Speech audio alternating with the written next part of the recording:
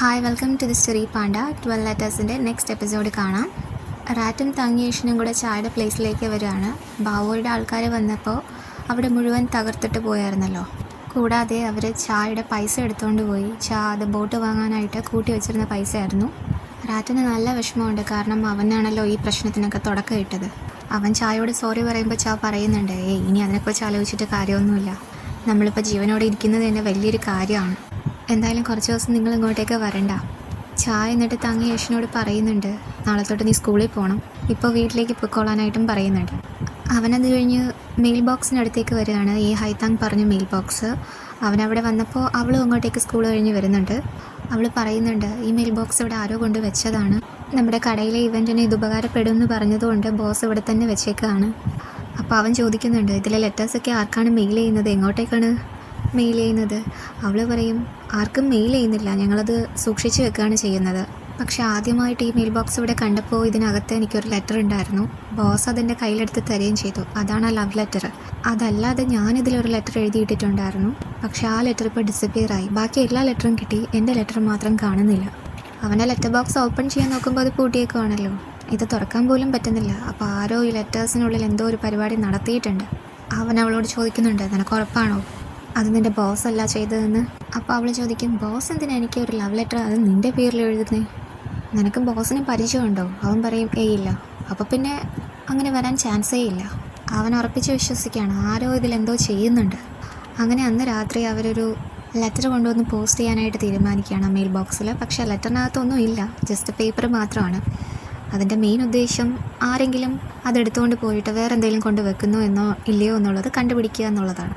അവർ ആ letter mail ബോക്സിലിട്ടിട്ട് പോയി വേറൊരു സൈഡിലിരിക്കുകയാണ്. ആരെങ്കിലും എന്തെങ്കിലും വന്ന് ചെയ്യുന്നുണ്ടോ, ഇവരെ ഫൂളാക്കുന്നുണ്ടോ എന്ന് അറിയാൻ വേണ്ടിയിട്ടും അയാളെ പിടിക്കാൻ വേണ്ടിയിട്ടുമാണ് ഇവരുടെ ഉദ്ദേശം. അതുവഴി പോകുന്നവരെയും വരുന്നവരെയൊക്കെ അവർ നോക്കുന്നുണ്ട്. കുറേ നേരം അവരവിടെ ഇരിക്കും. അവളാകെ ഉറക്കം തൂങ്ങി അവൻ്റെ തോളത്തേക്ക് വീഴുന്നുണ്ട്.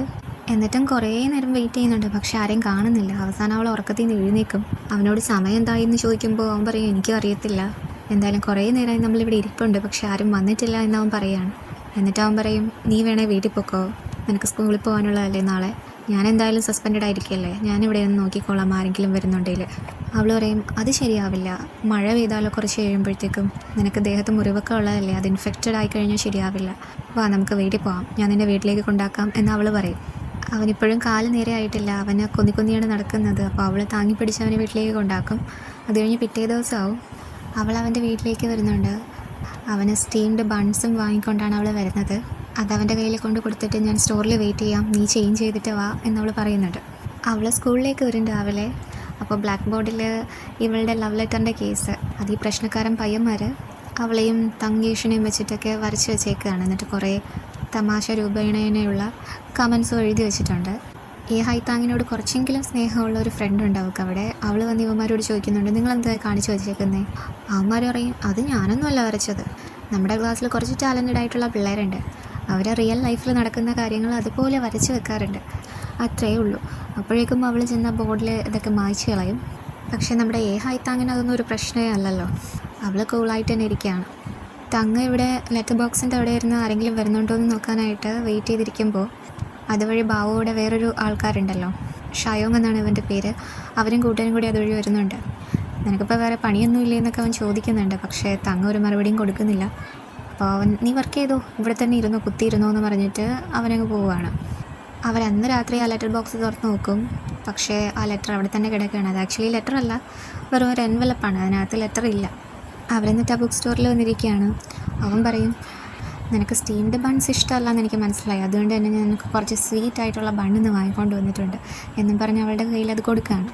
അവൻ പറയും, ഒരുപാട് ആൾക്കാർ ഇത് അവരുടെ കുട്ടികൾക്ക് വാങ്ങിക്കൊടുക്കുന്നത് കണ്ടു, അപ്പോൾ ഇത് കുറച്ച് നല്ലതാണെന്ന് എനിക്ക് തോന്നി, അതാ നിനക്ക് വാങ്ങിക്കൊണ്ട് വന്നേ, നിനക്കിത് ഇഷ്ടപ്പെടുമെന്ന് എനിക്ക് തോന്നി. അവൾ ചോദിക്കും, നീ ഈ ബണ്ണ് കഴിച്ചിട്ടില്ലേ? ഇതിനകത്ത് ഫില്ലിംഗ് ഇല്ലല്ലോ, അതുകൊണ്ട് ഞാനിത് വാങ്ങി കഴിച്ചിട്ടില്ല. അവനങ്ങനെ പറയുമ്പോൾ അവളുടെ ബണ്ണിന്ന് പകുതി എടുത്ത് അവന് കൊടുക്കുകയാണ്. അപ്പോൾ അവനത് കഴിക്കുന്നുണ്ട്. അവൾക്ക് ആദ്യം കിട്ടിയ ലവ് ലെറ്ററിനെ കുറിച്ച് അവൾ സംസാരിക്കുകയാണ്. ഈ ലവ് ലെറ്റർ എനിക്ക് ജെനുവിനായിട്ടാണ് തോന്നിയത്. അപ്പോൾ അവൻ ചോദിക്കും, അതെന്തേ? ഇതിലെ ഓരോ വാക്കും സിൻസിയറിറ്റി കൂടിയാണ് എഴുതിയത്, ഇതൊരു പ്രാങ്കാണെന്ന് എനിക്ക് തോന്നുന്നില്ല. പോരാത്തതിന് ഇതിലെ കാണിക്കുന്ന ഈ സിമ്പിൾ ഉണ്ടല്ലോ, അത് ഞങ്ങളുടെ സ്റ്റോറിൽ വെക്കുന്നതാണ്. ഈ ലെറ്റർ ആരാണോ എഴുതിയത് അയാൾ ഈ സ്റ്റോറിൽ വന്ന് എന്തായാലും നമ്മുടെ സ്റ്റേഷനറി വാങ്ങിയിട്ടുണ്ട്. എന്നിട്ട് ഈ ലെറ്റർ എഴുതിയിട്ട് മെയിൽ ബോക്സിലിട്ടു. എന്നിട്ട് എൻ്റെ ലെറ്റർ എടുത്തുകൊണ്ട് പോയി. എന്തായാലും ഇയാൾ ഈ സ്റ്റോർ ഒരുപാട് തവണ വിസിറ്റ് ചെയ്തിട്ടുണ്ടായിരിക്കണം. ചിലപ്പോൾ എനിക്കറിയാവുന്നുള്ള ആരെങ്കിലും ആയിരിക്കണം. ഇതൊക്കെ അവളിങ്ങനെ പറയുന്നത് കേട്ടിട്ട് അവന് ചെറിയൊരു കുശുമ്പോ ജലസിയോ അടിക്കുന്നുണ്ട്. അവൻ ഇതാരാന്ന് കണ്ടുപിടിച്ചാലേ പറ്റുള്ളൂ, ഞാൻ പോയി ചെക്ക് ചെയ്യാമെന്നും പറഞ്ഞ് അവിടെ പോയി ഇരിക്കുകയാണ്. രാത്രിയാണല്ലോ ഇവർ വെയിറ്റ് ചെയ്യുന്നത്. അപ്പോൾ നല്ല തണുപ്പുണ്ട്. അവൾക്ക് ഇങ്ങനെ തണുക്കുന്നത് കാരണം അവൻ്റെ ഷർട്ട് ഒരിയൊക്കെ കൊടുക്കുന്നുണ്ട്. അവൾ ചോദിക്കും, നിനക്ക് തണുക്കില്ലേ? അവൻ പറയും, കുഴപ്പമൊന്നുമില്ല, ഞാൻ ഹെൽത്തിയാണ്, ഞാൻ ഗുഡ് ഷേപ്പിലാണ്, പോരാത്തതിന് ഞാൻ എന്നും ബോക്സ് ചെയ്യാറുണ്ട്. അപ്പോൾ അവൾ പറയും, ബോക്സിംഗ് ആണോ അതോ ഫൈറ്റിംഗ് ആണോ? അവൻ പറയും, അതെ ഫൈറ്റിംഗ്. അവൾ ചോദിക്കും, നീ ശരിക്കും റീഫോമേറ്ററി സ്കൂളിൽ നിന്നാണോ വരുന്നത്? അവൻ പറയാം, അതെ, ഫൈറ്റിംഗ് കാരണം എന്നെ അവിടേക്കാണ് അയച്ചത്. അവൾ ചോദിക്കും, നീ ഈ ആൾക്കാരുമായിട്ട് എങ്ങനെയാണ് ബന്ധത്തിലായേ? അവർ നിനക്ക് എങ്ങനെയാണ് പരിചയം? അവൻ പറയും, ഞാനൊരു വെൽഫെയർ സ്കൂളിലാണ് പഠിച്ചത്. 16 വയസ്സായപ്പോഴത്തേക്ക് ഞാൻ അവിടെ നിന്ന് പുറത്തേക്ക് വന്നു. എൻ്റെ കയ്യിൽ പൈസ ഉണ്ടായിരുന്നില്ല, എനിക്ക് താമസിക്കാൻ ഒരു സ്ഥലം ഉണ്ടായിരുന്നില്ല. അപ്പോൾ ചായാണ് എന്നെ നോക്കിയത്. അവൾ ചോദിക്കും, ഫൈറ്റിംഗ് ആണ് ഒരേ ഒരു മാർഗം, നിനക്ക് വേറെ എന്തെങ്കിലും വഴി നോക്കിക്കൂടായിരുന്നോ? അവൻ പറയും, ഫൈറ്റിംഗ് ആർക്കും തന്നെ ഇഷ്ടമല്ലല്ലോ. ആൾക്കാരെൻ്റെ മുഖത്തിനിട്ടിടിക്കുമ്പോൾ എനിക്കത് ഇഷ്ടമാകാറില്ല. നിനക്കതൊന്നും പറഞ്ഞാൽ മനസ്സിലാവില്ല എന്ന് അവൻ പറയുമ്പോൾ അവൾ പറയും, എനിക്ക് മനസ്സിലാവും. അവൾ എന്നിട്ട് പറയും, നമ്മൾ കുറേ ദിവസമായി ഇവിടെ അയാളെ നോക്കിയിരിപ്പുണ്ട്, പക്ഷെ ആരും വരുമെന്ന് തോന്നുന്നില്ല. നിനക്ക് എല്ലാം ഭേദമാകുമ്പോൾ നീ സ്കൂളിൽ വരണം, ഒരു ഹെയർ കട്ടൊന്നും ചെയ്യണം, ഒരു നല്ല സ്റ്റുഡൻറ്റിനെ പോലെ ആവണം. അത് കഴിഞ്ഞ് 2026 ആണ് കാണിക്കുന്നത്. A1 ഉണ്ടല്ലോ, ഈ ഹൈതാങ്ങിൻ്റെ മകൻ, അവൻ അവളുടെ പ്ലേസിൽ വന്നേക്കുകയാണ്, യൂനിയൻ്റെ പ്ലേസിൽ. അവിടുത്തെ ലെറ്റർ ബോക്സ് ചെക്ക് ചെയ്യാണ് അവൻ. അപ്പോൾ സെക്യൂരിറ്റി ഗാർഡ് ഇവളോട് ചോദിക്കുന്നുണ്ട്, ആരാണ് അയാൾ? അവളവനോട് പറയും, ഇതാണ് ഈ ഹൈതാങ്ങിൻ്റെ മകൻ. അപ്പോൾ സെക്യൂരിറ്റി ഗാർഡ് ഇവനോട് ചോദിക്കുന്നുണ്ട്, നിങ്ങൾക്ക് തണുക്കുന്നില്ലേ? കോട്ട് വേണേലും ഞാൻ പോയി ഒരെണ്ണം എടുത്തിട്ട് വരാം. അവനിങ്ങനെ എനിക്കത് ആവശ്യമില്ല എന്നുള്ള രീതിയിൽ നിൽക്കുമ്പോൾ സെക്യൂരിറ്റി ഗാർഡ് ബാക്കി പറയാണ്, അന്ന് ലെറ്റർ വന്ന ദിവസം അന്ന് ഇവളുടെ അച്ഛൻ ഇവിടെ വന്നിട്ടുണ്ടായിരുന്നു. പെട്ടെന്നാണ് അയാൾ വാനിഷായി പോയത്. ഞാൻ നോക്കുമ്പോൾ ഒരു ഓറഞ്ച് ക്യാറ്റും ഉണ്ടായിരുന്നു, പിന്നെ കുറച്ച് പേപ്പേഴ്സ് സൗണ്ട് ഉണ്ടാക്കുകയും ചെയ്യുന്നുണ്ടായിരുന്നു ഈ ലെറ്റർ ബോക്സിനകത്ത്. അപ്പോൾ A1 അത് വിശ്വാസമാകുന്നില്ല, പെട്ടെന്നൊരാൾ വാനിഷായി പോവുക എന്നൊക്കെ പറയുന്നത് ലോജിക്കിന് നിരക്കാത്ത കാര്യങ്ങളാണല്ലോ. അവൻ ചോദിക്കുന്നുണ്ട്, ഈ ലെറ്റർ ബോക്സ് എത്ര നാളായിട്ട് ഇവിടെയുണ്ട്? സെക്യൂരിറ്റി ഗാർഡ് പറയും, ഞാനൊരു 3 മാസമായിട്ട് വന്നിട്ട്, അപ്പോൾ തൊട്ട് എന്തായാലും ഈ ലെറ്റർ ബോക്സ് ഇവിടെ ഉണ്ട്. അതിന് മുന്നിലത്തെ കാര്യം എനിക്കെന്താണെന്ന് അറിയില്ല, പക്ഷേ ഈ സ്ഥലം അത്ര പന്തിയൊന്നുമല്ല, ചിലപ്പോൾ വല്ല ഏലിയൻസ് ആകുമോ? ഫസ്റ്റ് വന്ന ലെറ്റർ ഇപ്പോൾ അവൻ്റെ കയ്യിലാണ് ഇരിക്കുന്നത്. അവൻ ആ ലെറ്റർ കാണിച്ചിട്ട് ചോദിക്കും, ഈ ലെറ്റർ വന്നപ്പോൾ ഇവളുടെ കൂടെ നിങ്ങളും ഉണ്ടായിരുന്നോ? അവൾ പറയും, അതെ. പിന്നെ ആരും കൊണ്ടിടാതുണ്ട് ഈ ലെറ്റർ ബോക്സിനകത്തുനിന്ന് പെട്ടെന്ന് ഈ ലെറ്റർ നിങ്ങളുടെ അടുത്തേക്ക് വരുമായിരുന്നു അല്ലേ? അവൾ പറയും, അതെ. അപ്പോൾ അവൻ പറയുന്നുണ്ട്, അപ്പോൾ ആരോ ഒരു അദൃശ്യ ശക്തി അല്ലെങ്കിൽ അദൃശ്യ മനുഷ്യൻ ഇവിടെ വന്ന് ഇതൊക്കെ ചെയ്യുകയാണ്. സെക്യൂരിറ്റിയോട് പറയും, അത് തന്നെയാണെന്നാണ് തോന്നുന്നത്. അവൻ പറയും, എന്തൊക്കെ അബദ്ധങ്ങളാണ് നിങ്ങൾ വിളിച്ച് പറയുന്നത്? നിങ്ങൾ പറയുന്ന ഈ പൊട്ടത്തരമൊക്കെ ഞാൻ വിശ്വസിക്കുമെന്നാണോ? അപ്പോൾ സെക്യൂരിറ്റി ഗാർഡും പറയുന്നുണ്ട്, ഓഹ് ഇവനോട് എത്ര പറഞ്ഞിട്ടും മനസ്സിലാവത്തില്ല. അവളും പറയുന്നുണ്ട്, പിന്നെ ഞാൻ എന്തിനാണ് നിങ്ങളിവിടെ വിളിച്ചുകൊണ്ട് വന്നത്? സത്യം എന്താണെന്ന് നിങ്ങളെ ബോധ്യപ്പെടുത്താൻ വേണ്ടിയിട്ടല്ലേ? അങ്ങനെ അവൾ സംസാരിച്ചുകൊണ്ടിരിക്കുന്ന സമയത്താണ് ഓറഞ്ച് ക്യാറ്റ് പെട്ടെന്ന് ആ മെയിൽ ബോക്സിനടുത്തേക്ക് വരുന്നത്. അത് ഉടനെ ആ മെയിൽ ബോക്സിന് മുകളിലേക്ക് ചാടിക്കയറും. പെട്ടെന്ന് സെക്യൂരിറ്റി ഗാർഡ് A1 കയ്യിലിരുന്ന ലെറ്റർ വാങ്ങിയിട്ട്, നീ നോക്കിക്കോ, ഇപ്പോൾ കാണിച്ചു തരാമെന്നും പറഞ്ഞുകൊണ്ട് ആ ലെറ്റർ മെയിൽ ബോക്സിൽ കൊണ്ടിടുകയാണ്. ക്യാറ്റ് മ്യാവെന്ന് വിളിക്കും. അതേസമയം ഇവിടെ 91-ൽ താങ്ങേഷനും ഈ ഹൈത്താങ്ങും ആ ലെറ്റർ ബോക്സിൻ്റെ അടുത്ത് ആളെ പിടിക്കാനായിട്ട് ഇരിക്കുകയായിരുന്നല്ലോ. അവർ വീട്ടിൽ പോവുകയാണ്. പെട്ടെന്ന് ക്ലോക്കിൽ സമയം 12 മണി ഇങ്ങനെ സ്ട്രക്ക് ചെയ്യും. ആ ഓറഞ്ച് ക്യാറ്റ് അവിടെ നിന്ന് സൗണ്ട് ഉണ്ടാക്കുന്നത് കേൾക്കുന്നുണ്ട്. അവർ നടന്നു പോയി അവരിങ്ങനെ തിരിഞ്ഞു നോക്കും. പെട്ടെന്ന് അവർ ഓടി വന്ന് ആ ലെറ്റർ ബോക്സ് തുറന്നു നോക്കുകയാണ്. അപ്പോൾ അതിനകത്തൊരു ലെറ്റർ കിടക്കുന്നത് കണ്ടിട്ട് അവരന്തം വിടും. കാരണം ഇത്രയും നേരം അവർ കാത്തിരുന്നു ആരോ ഒരാൾ കൊണ്ടുവന്ന് ലെറ്റർ ഇടുന്നതാണെന്ന് വിചാരിച്ചിട്ട്. പക്ഷെ ആരും വന്നിട്ടില്ല. ആ ലെറ്റർ ബോക്സ് പൂട്ടിയിരിക്കുകയായിരുന്നു. അതിനകത്ത് നേരത്തെ ഒന്നും ഉണ്ടായിരുന്നില്ല. ഇപ്പോൾ തുറന്നു നോക്കിയപ്പോൾ ഒരു ലെറ്റർ കാണുന്നുണ്ട്. അത് കണ്ടിട്ട് അവർ അതിശയിക്കുകയാണ്. അത് തുറന്നു നോക്കുമ്പോൾ അവളന്ന് ആദ്യമായിട്ടൊരു ലെറ്റർ എഴുതി അതിനകത്തിട്ടില്ലേ, ആ സൂയിസൈഡൽ നോട്ട്, അതാണ്. അതിടയ്ക്ക് വെച്ച് ഡിസപ്പിയർ ആയിരുന്നല്ലോ. എല്ലാവരുടെയും ലെറ്റേഴ്സ് ഉണ്ടായിരുന്നു, പക്ഷെ അവളുടെ ലെറ്റർ മാത്രം കാണാനില്ലായിരുന്നു. അതേ ലെറ്ററാണ് ഇപ്പോൾ അവളുടെ കയ്യിൽ കിട്ടിയിരിക്കുന്നത്. അവർ രണ്ടുപേരും കൂടി അതിശയിക്കുകയാണ്. ഇതെങ്ങനെയാണ് സാധിക്കുന്നത്, ഇത് ഇമ്പോസിബിൾ ആണെന്നൊക്കെ അവരിങ്ങനെ പറയുന്നുണ്ട്. അവനപ്പോൾ പറയുന്നുണ്ട്, മറ്റുള്ളവരുടെ ലെറ്റേഴ്സിനൊന്നും ഒന്നും സംഭവിക്കുന്നില്ല, ഈ മെയിൽ ബോക്സ് നമ്മളെയാണ് ടാർഗറ്റ് ചെയ്യുന്നത്. പക്ഷേ നമ്മൾ ഈ MT കത്തിട്ടപ്പോഴത്തേക്കും അതിനൊന്നും സംഭവിച്ചില്ലല്ലോ. അവരാ മെയിൽ ബോക്സ് ചരിച്ചും മറിച്ചുമൊക്കെ നോക്കുന്നുണ്ട്. എന്നിട്ട് അവനെ ലെറ്റർ സൂക്ഷിച്ച് നോക്കുമ്പോൾ അതിലൊരു സ്റ്റേഷനറി കടയിലെ മാർക്കുണ്ട്, ആങ്കർ മാർക്ക് കാണുന്നുണ്ട്. അപ്പോൾ അവളത് പറയുന്നുണ്ട്, ഇത് ഞങ്ങളുടെ കടയിലെ മാർക്കാണ്, അവിടെ നിന്ന് വാങ്ങിയ ഒരു സാധനത്തിന് ഈ മാർക്കാണുള്ളത്. അതേസമയം 2026 കഥ കാണിക്കുന്നുണ്ട്. A1 ലെറ്റർ ബോക്സ് തുറന്നു നോക്കും. അപ്പോൾ അതിനകത്ത് ഒരു ലെറ്ററും കാണുന്നില്ല. അവൻ്റെ കയ്യിൽ നിന്ന് പെട്ടെന്ന് ആ ലെറ്റർ സെക്യൂരിറ്റി ഗാർഡ് നേരത്തെ എടുത്തിട്ടുണ്ടായിരുന്നല്ലോ പൂച്ച വന്നിരുന്ന സമയത്ത്, ആ ലെറ്റർ ഇപ്പോൾ അവിടെ കാണുന്നില്ല. അപ്പോൾ സെക്യൂരിറ്റി ഗാർഡ് പറയുന്നുണ്ട് അവനോട്, നിനക്കിപ്പോൾ വിശ്വാസമായോ, നമ്മൾ കള്ളമൊന്നുമല്ല പറയുന്നത്. അവളും പറയുന്നുണ്ട്, നിനക്ക് മനസ്സിലായോ, ബോധ്യപ്പെട്ടോ ഞങ്ങൾ കള്ളമല്ല പറയുന്നതെന്ന്? ഏവൻ്റെ ഉടനെ ചോദിക്കുന്നുണ്ട്, നിങ്ങൾ ആ കത്ത് അതിനകത്ത് ഇട്ടോ ശരിക്കും? അവൻ ചോദിക്കും, നീ എന്താ കണ്ടില്ലേ, നീ ബ്ലൈൻഡ് ആണോ? ഞാൻ ഈ കത്ത് ഇതിനകത്ത് കൊണ്ടിടുന്ന നീ കണ്ടാണല്ലോ, നീ ഇവിടെ നിന്നപ്പോഴാണല്ലോ ഞാൻ അങ്ങനെയൊക്കെ ചെയ്തേ. അവൻ അത് വിശ്വസിക്കുന്നത് ഏതോ സ്പിരിറ്റ് അവിടെ കളിക്കുകയാണെന്നാണ് ആ സെക്യൂരിറ്റി ഗാർഡ്. അപ്പോൾ അവനവിടെ കുറച്ച് ടാലിസ്മാനൊക്കെ ഉണ്ട്, അതൊക്കെ വെച്ചിട്ട് ഇങ്ങനെ എന്തൊക്കെയോ മന്ത്രം പോലെ പറയുന്നുണ്ട്. വീണ്ടും 91-ലാണ് കാണിക്കുന്നത്. അവർ ആ ബുക്ക് സ്റ്റോറിനകത്ത് കയറിയിട്ട് ആ ലെറ്റർ എഴുതുന്ന ആ മാർക്കുള്ള പേപ്പർ നോക്കുകയാണ്. അപ്പോൾ തങ്കേഷൻ പറയുന്നുണ്ട്, നമുക്കൊരു കാര്യം ചെയ്യാം, നമുക്ക് തിരിച്ചൊരു ലെറ്റർ അയച്ചാലോ? വർക്ക് ചെയ്യോ ഇല്ലയോ എന്നൊന്നും അറിയത്തില്ല, പക്ഷേ നമുക്ക് ശ്രമിച്ചു നോക്കാമല്ലോ.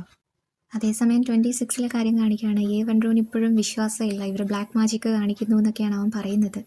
ക്യാറ്റിനെ കൊണ്ടുവന്ന് എന്നെ ഡിസ്ട്രാക്ട് ചെയ്യിപ്പിച്ചിട്ട് ഇവനെ കൊണ്ട് നീ ശരിക്കും നാടകം കളിക്കുന്നുണ്ട് എന്ന് അവളോട് പറയുന്നുണ്ട് അവൻ. അപ്പോൾ സെക്യൂരിറ്റി ഗാർഡ് അവനത് ഇഷ്ടപ്പെടുന്നില്ല.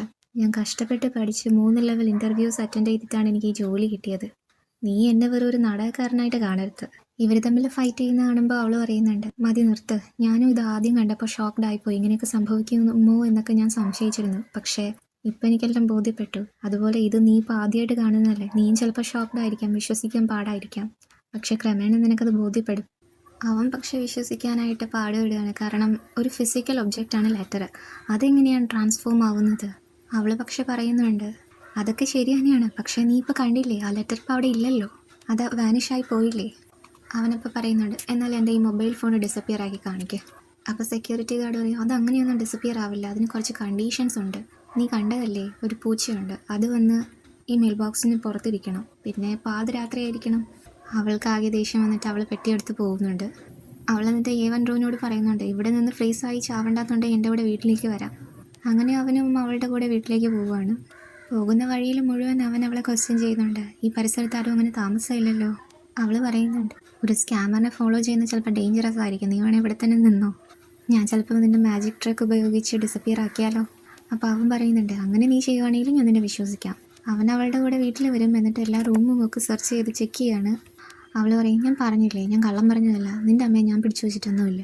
അപ്പോൾ അവൻ പറയുന്നുണ്ട്, എന്തായിരിക്കും അവരുടെ തമ്മിലുള്ള റിലേഷൻ, എങ്ങനെയായിരിക്കും അവർ രണ്ടുപേരെ ഒരുമിച്ച് കാണാതാവുന്നത്, നമുക്ക് പരസ്പരം അറിയാവുന്ന കാര്യങ്ങൾ അങ്ങോട്ടും ഇങ്ങോട്ടും ഷെയർ ചെയ്യാം എന്നവൻ പറയുന്നുണ്ട്.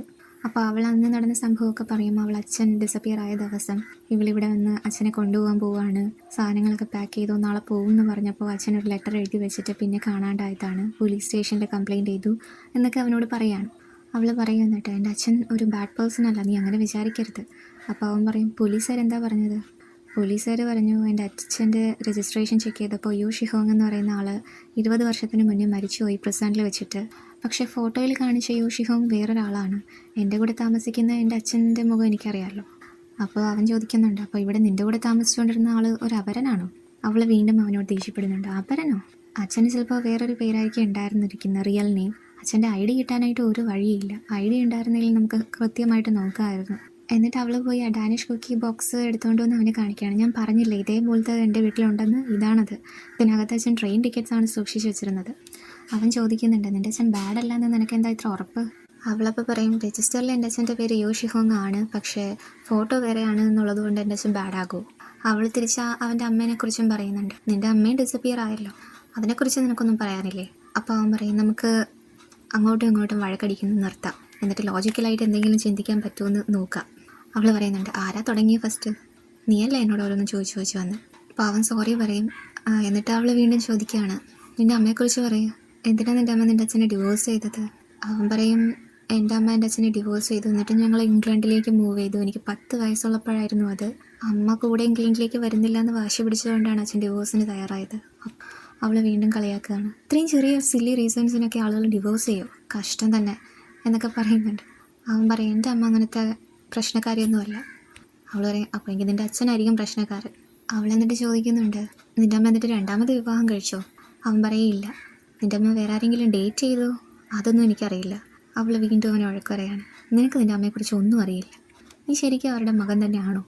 അവൻ തിരിച്ച് അവളോട് ചോദിക്കുന്നുണ്ട്, നിൻ്റെ അച്ഛനെക്കുറിച്ച് പറ. അതുപോട്ടെ, നിൻ്റെ അമ്മയോ? അവൾ പറയും, എൻ്റെ അമ്മ ഞാൻ ജനിച്ചപ്പോൾ തന്നെ മരിച്ചു പോയതാണ്, എൻ്റെ അച്ഛൻ വീണ്ടും വിവാഹം ചെയ്തിട്ടില്ല. എന്നിട്ട് അവളിരുന്ന് അനലൈസ് ചെയ്യണം എല്ലാ കാര്യങ്ങളും. നോക്ക്, നിൻ്റെ അമ്മ പുഷോയിലായിരുന്നു ഉണ്ടായിരുന്നത്, എൻ്റെ അച്ഛൻ ട്രെയിൻ ടിക്കറ്റ്സ് പുഷോയിലേക്ക് എടുത്തിട്ടുമുണ്ട്, 91-ൽ നിന്ന് ഇപ്പോൾ ഒരു ലെറ്ററും കിട്ടിയിട്ടുണ്ട്. അപ്പോൾ അവൻ പറയും, നീ വെറുതെ ചുമ്മാ തമാശ പറയല്ലേ, ആ ലെറ്ററൊക്കെ സത്യമാണോ? അവൾ പറയും, പിന്നെ അല്ലാണ്ട്, ഞാനിവിടെ ഉള്ള എവിഡൻസ് വെച്ചിട്ട് കാര്യങ്ങൾ അനലൈസ് ചെയ്യാൻ ശ്രമിക്കും. അവൾ പറയും ഇതെല്ലാം കൂടി കൂട്ടി നോക്കുമ്പോൾ അവർ തമ്മിൽ എന്തോ പാസ്റ്റ് റിലേഷൻഷിപ്പ് ഉണ്ടായിരുന്നു എന്നാണ് തോന്നുന്നത്. അവൻ പറയും നിൻ്റെ അച്ഛനൊരു തേർഡ് വീലായിരുന്നു. അവൾ പറയും നിൻ്റെ അച്ഛനാ തേർഡ് വീല്? എൻ്റെ അച്ഛൻ്റെ അമ്മയുടെയും വിവാഹം കഴിഞ്ഞപ്പോൾ തന്നെ എൻ്റെ അമ്മ മരിച്ചുപോയി. അപ്പോൾ നിൻ്റെ അച്ഛനല്ലേ ഒരു തേർഡ് വീലായിട്ട് വന്നേ? അവൻ പറയും നിൻ്റെ അച്ഛനാണ് എൻ്റെ അമ്മയുടെ അച്ഛൻ്റെയും ഡിവോഴ്സിന് കാരണം. അവൾ പറയും അതിനൊരു സാധ്യതയില്ല, എൻ്റെ അച്ഛൻ എൻ്റെ കൂടെ ബീജിങ്ങിലായിരുന്നു ഉണ്ടായിരുന്നത്. കൊച്ചിലെ മുതലേ ഞാൻ അച്ഛനെ കണ്ടാ വളർന്നത്. അന്നത്തെ കാലത്ത് ഓൺലൈനും ഇല്ലായിരുന്നു, ഇൻ്റർനെറ്റും ഇല്ലായിരുന്നു, അതുകൊണ്ട് തന്നെ ഒന്നും സാധ്യമല്ല. അവൻ പറയാണ് അവിടെയാണ് ലെറ്റേഴ്സിൻ്റെ കാര്യം വരുന്നത്. അപ്പോൾ അവളൊന്ന് ആലോചിച്ചിട്ട് പറയാണ് ശരിക്കും ആ മെയിൽ ബോക്സ് എന്തോ ക്ലൂസ് ഒക്കെ തരുന്നുണ്ട്. ആ ലെറ്റർ ഇപ്പോൾ വാനിഷ് ആയിരിക്കുകയല്ലേ, നമുക്ക് ലെറ്റേഴ്സ് കിട്ടുന്നുണ്ടെങ്കിൽ നമുക്ക് ലെറ്റേഴ്സ് അയക്കാനും പറ്റും. അതിപ്പോൾ റെസിപ്പിയൻ്റെ ഈ ഹൈത്താങ്ങാണെങ്കിൽ അത് നിൻ്റെ അമ്മയല്ലേ? അവൻ പറയും എങ്കിൽ ഓക്കെ, ഇത്തവണ ഞാൻ എഴുതും, എന്നിട്ട് ഞാൻ അയക്കും. അതോടെ ഈ എപ്പിസോഡ് അവസാനിക്കുകയാണ്. അടുത്ത എപ്പിസോഡിൽ ബാക്കി കാണാം. സ്നേഹത്തോടെ signing off the story Panda.